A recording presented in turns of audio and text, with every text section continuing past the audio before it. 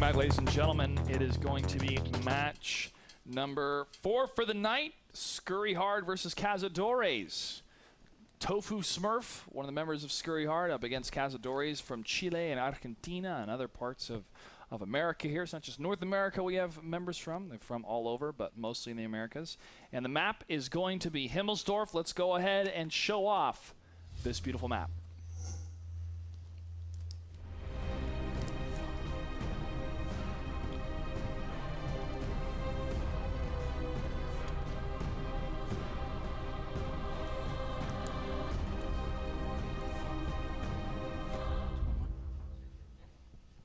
All right, this is battle number 1. It's 0-0.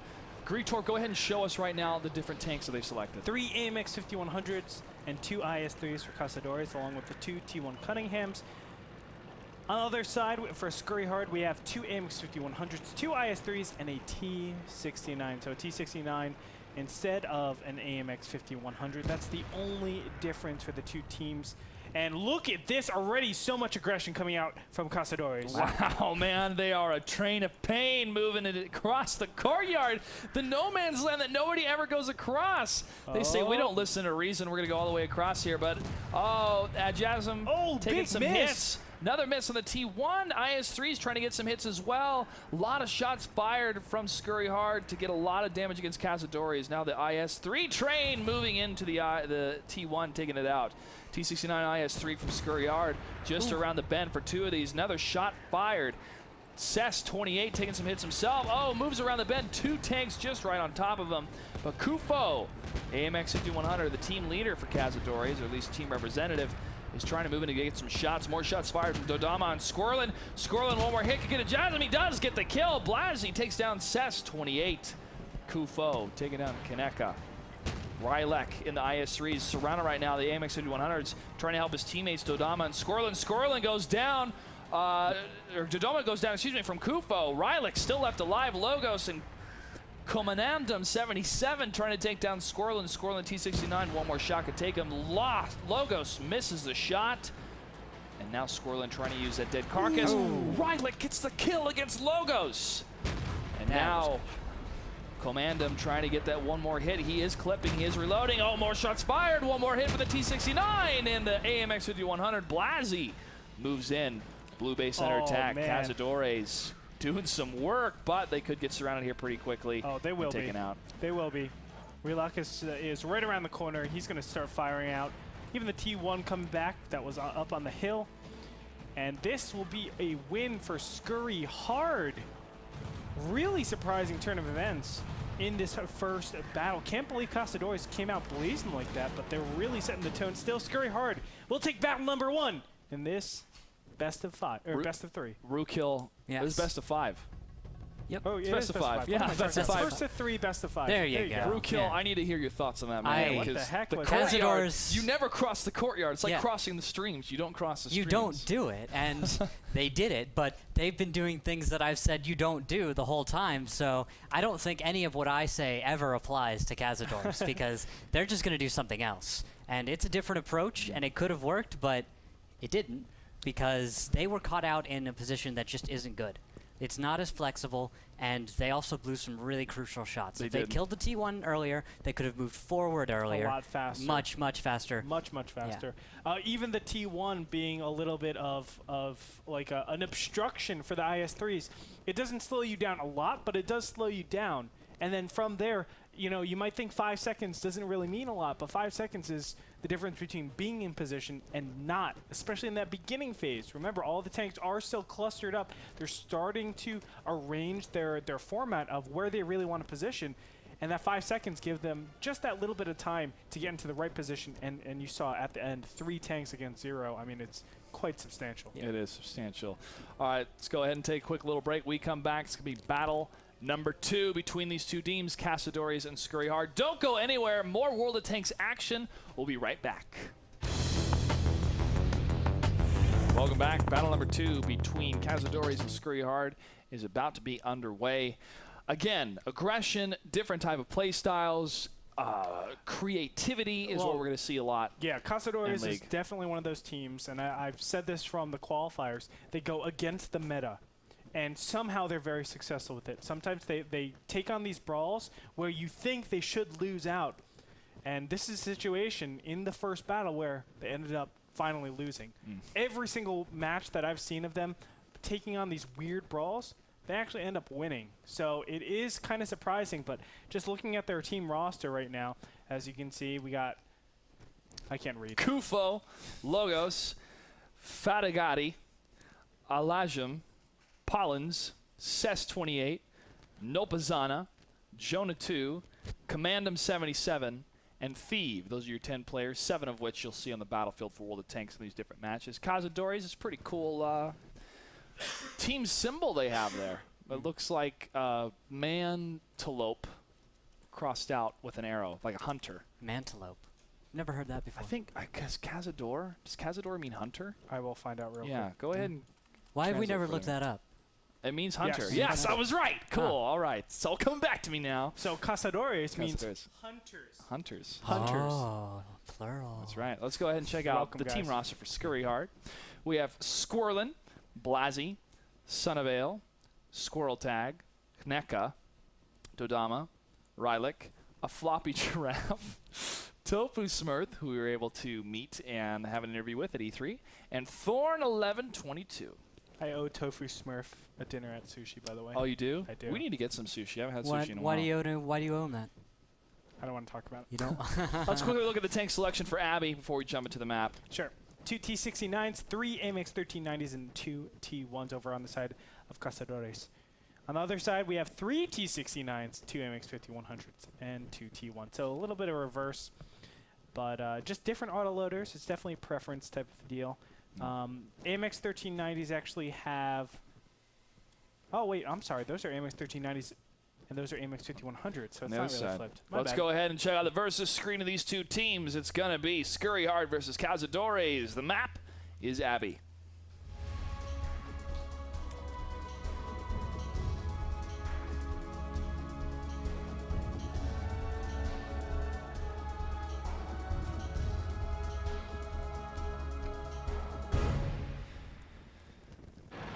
You take the high road, I'll take the low road. It looks like they're taking opposite roads. Rue kill. There's a lot of R's in that sentence. Yep. So which way it they looks going? like Cazadores is taking what used to be called the low road out in the east, and in the north, Scurry Hard is going to take the high road. That is the west side of the map, a huge raised up portion. I would say Scurry's going to have a nice advantage if they can play it right, but Cazadores might get that T1 kill, and following that, little map control, maybe they could work it. They could do something. It's going to be a long match, though. It's important to note, guys, that on Abby, cap fasts don't exist. Okay, so, you know, you guys might think, oh, well, either of these teams can just go and cap. Actually, the center gives you extremely nice ranges to just shoot out at the cap, and it's super open. So don't be thinking that these teams can actually go and try to be aggressive. It's actually incredibly difficult for both teams. Well, it was a unique scenario the last time we saw this map played because they both chose the same road, and when you do that, it's like two trains colliding on the same tracks. It's inevitable it's going to happen. And the first kill, inevitably, is going to be the AMX 1390 versus a T1. Alajum, Araban, takes down Squirrel Tag, taking down one of the tanks there. Now moving even further Logos north. is spotted going up into the Abbey. He's going to go down to 260. Wow, that was risky. He should have been able to predict that there were going to be enemies out there. But yeah, he gets hit pretty hard at the same time in the northern position. And B8, 2 of the Cazadores squad are trying to assess the situation as one of the light tanks is able to scout them if they're able to move around that corner. Son of Hail is in a really nice position. He's sticking out only a little bit from his bush, and I think that might be his downfall if someone comes far enough around. But he is going to spot anyone that comes out of that east side road, which you just saw that he did. They noticed, having sixth sense, and they just backed off, knowing, well, if I'm spotted, you don't want to approach when you're spotted. Enemies could, wherever they are, they could get shots, even though, as we can see, no one has any angles on that approach except for Son of Hail, so it's a weird situation to be in. Yeah, it's going to be a little bit of a stalemate for a bit here, as only one tank has been killed, so not a tier 8 point advantage. Logos, however, if they're able to get some more hits on him, that would be a very big deal. So it'll only be a 7 tier point split between the two. Elijah Marabin now moving into the Abbey himself in the AMX 1390. Fun tank to play. If you have not, check it out. We're going to have some videos called The Garage to give you guys a better sense of these different tanks. With the AMX 1375, we're going to show off in a little bit. But French tanks, really, the AMX 1390 is one of the highlighted tanks when it comes to pro play. And it can also fit in little doorways like that, which is important for scouting. Now the red team getting in a good position here with those light tanks, trying to push into the Abbey section. But those heavies on the side of the west on that road are only halfway through the map, so they can fall back, get shots fired against any of the team advancement against their flag. In the meantime, Son of Hail is spotting Cess28, who is trying to figure out where someone is spotting him from. He doesn't know, and he tried to proxy spot up in A7, A8, but he's discovering now, well, he just discovered that there is no one there because he didn't proxy spot anyone. And so he's figuring out that someone is off to his south, and he's just gonna, I guess, decide not to really do much about it. No. And just drive on. Nope. He's just gonna keep going. Son of Hail does spot him, as you mentioned, Rookkill. That is a great position behind that bush, and he's still continually spotted. Says 28 does receive a bit of a hit in his T69.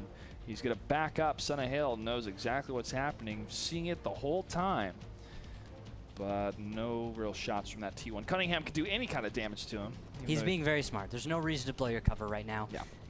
Cess is figuring out a little bit the hard way that there's someone continually spotting him, and he doesn't know what to do. Cazadores they don't seem to have an answer to this problem, because if you see from the mini-map right now the way Cazadores is laid out, that they have this coverage that it's really hard. It's not very advantageous for them. It's nice. It's just they have this coverage. They should know that Son of Hail is somewhere where he is, because you see the 1390 off in what is that? Delta 6. He's over there. He's got a nice view, and then the 69's up north. So someone in between there is spotting them, and they can't figure that out. They don't know where he is. It's a very confusing situation to be in if you don't know someone can be in that bush. And if even one tries to push into the bush, it could leave them completely exposed to the tanks that are at C3. But Thief is figuring it out. He's going to figure out that someone's passive in that bush. He's just kind of poking out. This is kind of a cute thing to watch, because it's like watching just little. I don't know. The omniscient view that we have is really cute on this situation. It's called dramatic irony for the audience to know the information where the players that are playing do not. Thank you, my English teacher. It's something I learned in my theater days. All right, well, Cazadores, they have control of where all the monks live. But one shot does go down, and Nopazana gets killed by Dodama. That's a nice shot, actually. He snaked that through a few buildings, I think.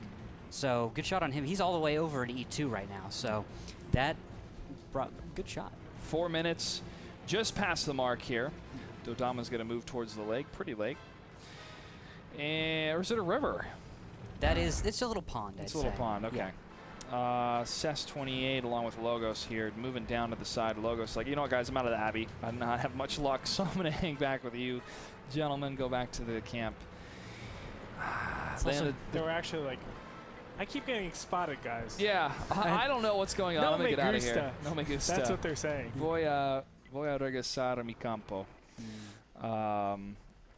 AMX 1390s again, plugging away here, just waiting for anything to spot. And now we're going to see some push in from Scurry Hard to the south. One of their 5100s, along with two of their medium tanks, two of the T69s, are inching ever so closely to the red cap point. One T1 is going to hang back and be able to spot them if they do push against the flag. However, because of the openness that occurs from leaving the Abbey, they can get some really good shots against those 1390s and a couple of those T69s. If the AMX 5100 is able to land all of his shots, that'll be devastating damage against any type of tanks moving in to try to stop their flag cap. This is a really nice cover. I like the way Dodoma and Squirrelin are set up. They're going to be covering Blasi as he approaches the cap here, and I'm really liking the approach here, because Blasi is going to work as the scout, but they've got good cover. Dodoma and Squirrelin are actually going to cover the two locations that Blasi himself cannot cover, and that is going to be from the Abbey. So Blasi's even going to check in the back of the map here for a T1 that would be the potential scout, which would have tripped the fact that he is there. Has he been spotted? Do you know if Cazadores spotted Blasi here? Yes, Cazadores has spotted Blasi. So that would be why he was checking the back. He knew that he was spotted, and he says, where are they? So he goes searching in the most common spot that he can think of. But now he knows that the enemy spotted him from his east. Yep, Blasi has been spotted again. And he's noticed. There's Logos in the 1390 gets lit, and shots are going to get traded here. Oh, Blasi needs to blaze a trail of retreat right now to get behind those rocks. Oh, tree goes down, revealing his covered position, but they all know he's there. However, AMX 5100s and T69, Odama and Squirrel are moving in towards the Abbey side itself. They are going to answer the call from the north side as well. Scurry Hard's going to push in with their other AMX 5100.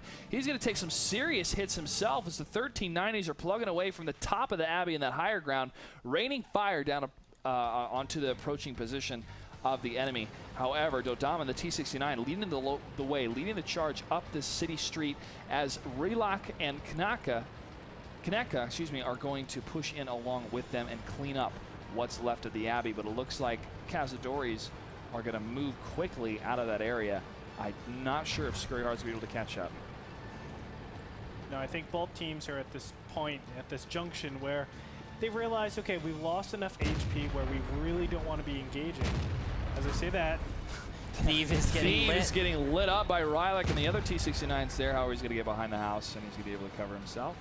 Kaneka and his 5100 has taken no fire. Oh, I spoke too soon. I was about to say he's taking no hits, but now he has. I did. I'm sorry, Kaneka. I'm sorry with my bad luck, but now you will get some clean hits against the T69. Thief still being target fired here, but Rylak covering the rear, at least trying to with Neka. He's going to push in a little bit further. 30 seconds left, 25 seconds left. Thief, 5 health left. So close. It is tied right now. They need to kill a tier 8 tank and hold the line. Whoever kills that tier 8 tank and stays alive is going to win this. If not, it's going to be a tie. Dodoma, 10 seconds left, and he's on his T69 being ganked by 1390s. Get the kill. Wow. 2 seconds left, 1 second left. But it's not enough. It's not enough. Should be enough. Yeah. That is enough. It's enough. It is enough. I'm sorry. Cazadores gets the victory. Yes. There's T1s, so that cancels out, and then an 8. And that's 8 points. So Cazadores are your victors. Did not see that coming. That blindsided me. They hunted. Yes. Like a pack of wild animals. All right, welcome back to WGLNA. As we will continue on this match number 4 for the night, it is Cazadores versus Scurry Hard. They are tied 1-1. We just went through a draw, which means they will continue on 1-1 in the series. It's going to be battle number 4. Now, this means one of these teams has to win the next 2 battles, correct me if I'm wrong, in order for them to secure a victory. I believe they can win one and then draw out the other ones. That's true as well. It's just five maps, and then if you have the lead in score, you will take the game. So if Cazadores won the next one and then it was a draw afterwards, Cazadores would have 2 victories. Correct. Which is more than 1 victory. 2 is greater than 1. That's right. Most of the time. There is Don't give me imaginary numbers, man. Don't do it. No, it's not imaginary numbers. There is this failed proof that says 2 equals 1. Have you ever seen that before? No. I'll explain it right now. A equals... No, just kidding. I don't think you can explain it in 1 minute 55 seconds. I can, if you really give it to me right now. No, we'll do it later. I would love to hear it because I do really enjoy math. I enjoy math where it makes sense to me, but not the theoretical, hypothetical stuff. Sure. Like, if x is less than 1, then x to the x is an irrational number. I can prove that. Yeah. X to the x to the x is an irrational number. I can prove that. But can you prove x to the x to the x to the x is an irrational number? That's where it gets crazy. That's an irrational question, as our cameraman Frodan said. Good job on there, Dan. All right, so we have 1 minute 20 seconds left to go on the countdown here as they're going to be able to select their tanks. The map is going to be Engsk. Rookhill, can you break down for us some of the positions? Because you said east or west, and we saw south. So is there now a 3-pronged attack we can see from some of these different players? Yeah, so this is Cazadores, right? So we don't know what Cazadores are going to do. Yeah, so you are so mean, Josh. You're telling him to predict the unpredictable. Yeah, it's like Cazadores, for all we know, is just going to go like this, or they're going to go into the courtyard and then make a loop and go this way I'm keeping with They the could theme. go anywhere. I'm keeping with the theme of irrationality. Oh. Yes. So Well, that's kind of the cool thing about the Cazadores. It's like you don't have a set line to defend against them, right? Like you can expect anything. And that's the beautiful thing also about World of Tanks. There is no optimal line, else it would always be used. Yeah. Right? Like there is no 100% I win. So that's something that's so cool about Cazadores. It's more of a tester. It's more of a punisher. Are you defending against every single thing that I can throw at you? And of course, the answer is going to be no, because Cazadores, they're throwing wrenches and sharks. Sharknadoes. Yes. Sharknadoes. Sharknadoes. That's a film. That's a film coming out this summer. I don't want to watch Sharknado. I have to watch Sharknado. I need to watch that movie just because of the title. Did you know that a megalodon, which is the dinosaur shark, can swallow a great white shark whole? Whoa. No. Shark facts. Shark facts. From Great Talk. Right on. Let's go ahead and check out tank facts, or at least the tank facts of which tanks they've chosen for this map on Scurry Hard real quickly here. Let's do it right now. AMX 5100s, 2 of them. 2 IS-3s and a KV-5 over for Cazadores. Something we saw them pull in the qualifiers quite a bit, using the KV-5. On the other side, we have 2 AMX 5100s mirroring, 2 IS-3s mirroring, and instead of the KV-5, it's a T69. And again, I like the KV-5 as a response to a lot of the autoloaders. We're going to find out as we move on to our next battle on Ensk.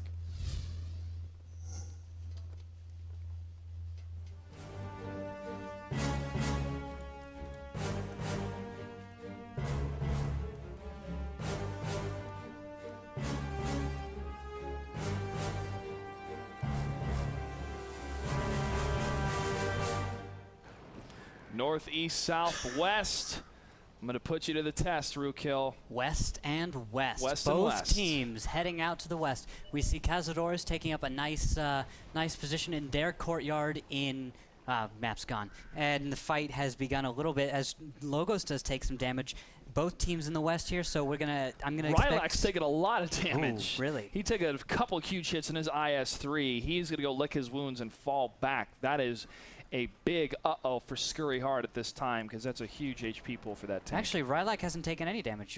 You're totally incorrect, sir. Really? Yes, No. Logos is the only one who has taken damage. Rylak took a lot of damage. I don't see Rylak. Well, it's on my display, so maybe we're looking at two different I see screens. Rylak with 1,500 of 1,500.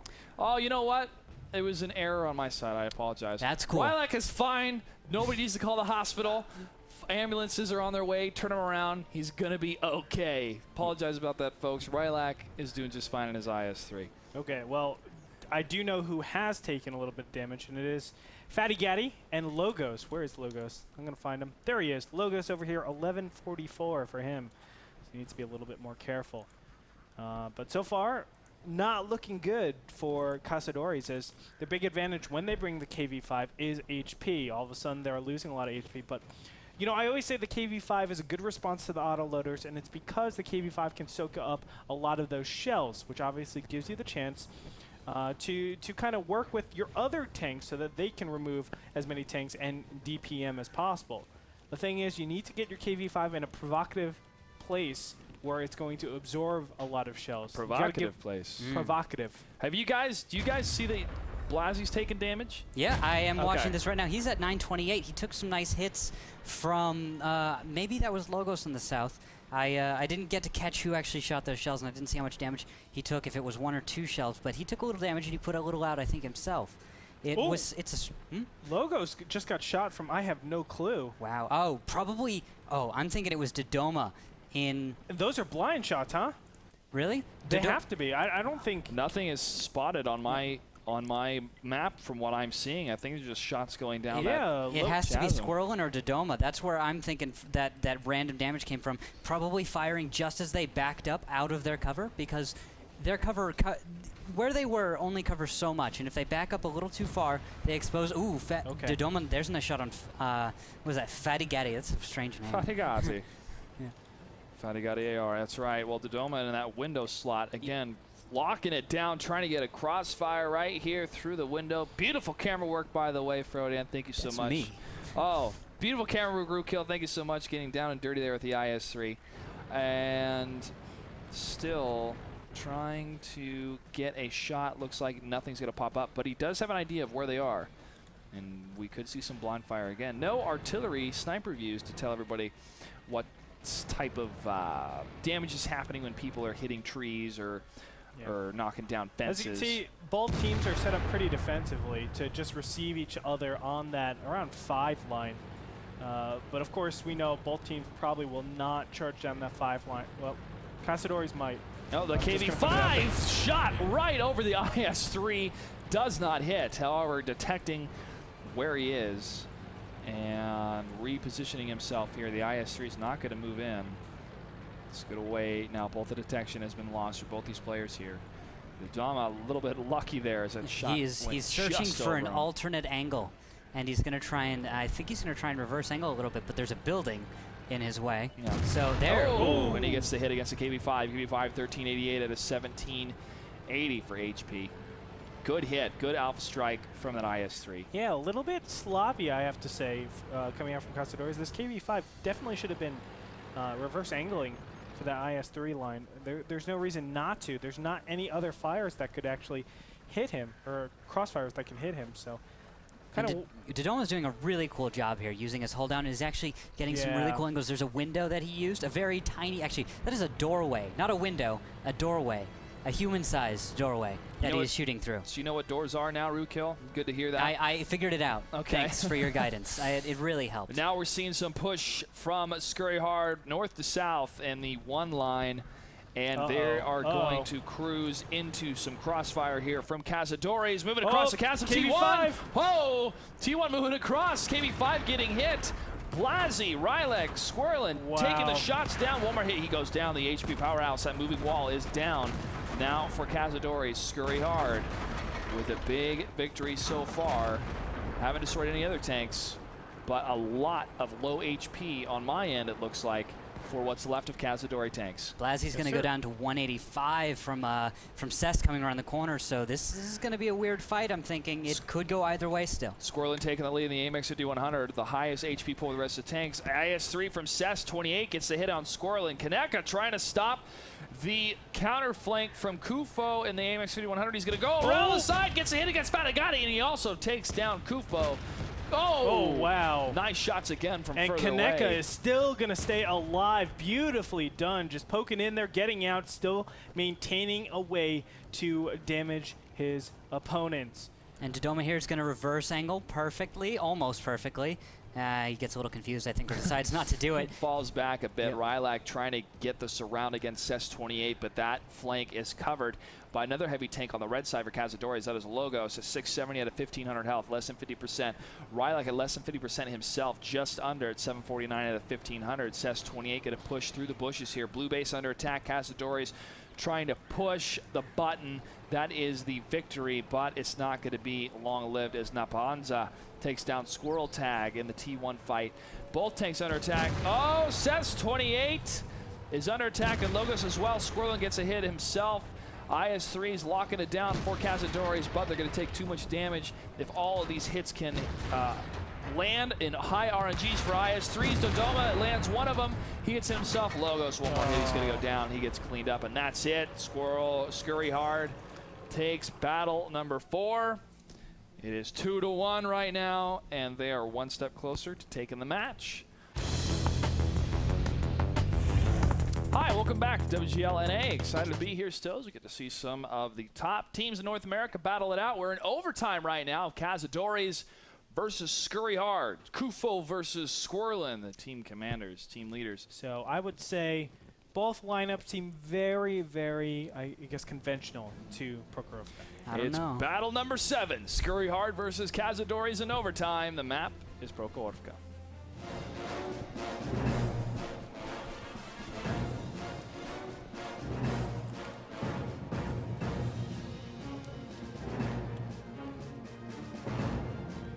And Rookhill, I know you said I don't know, and I know you're referring to the 2 T-32s. Yeah, that's something I'd say is not conventional for 742.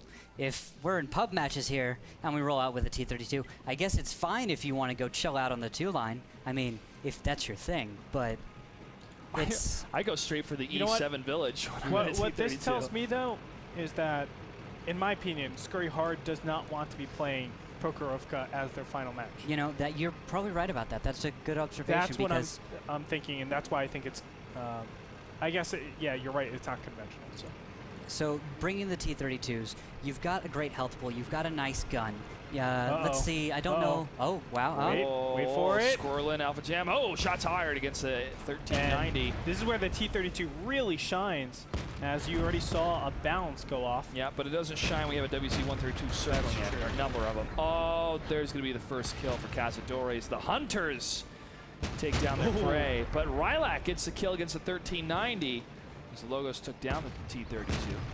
And they are circling the other T-32, of course. Rylak's going to go down here in a sec, but I wonder at what cost. Oh, what cost indeed. T-69 does not have a shot lined up. Nope, Cazadores getting this round on him, but NECA takes down Kufo and his WC-132, or his T-69 taking down the WC-132.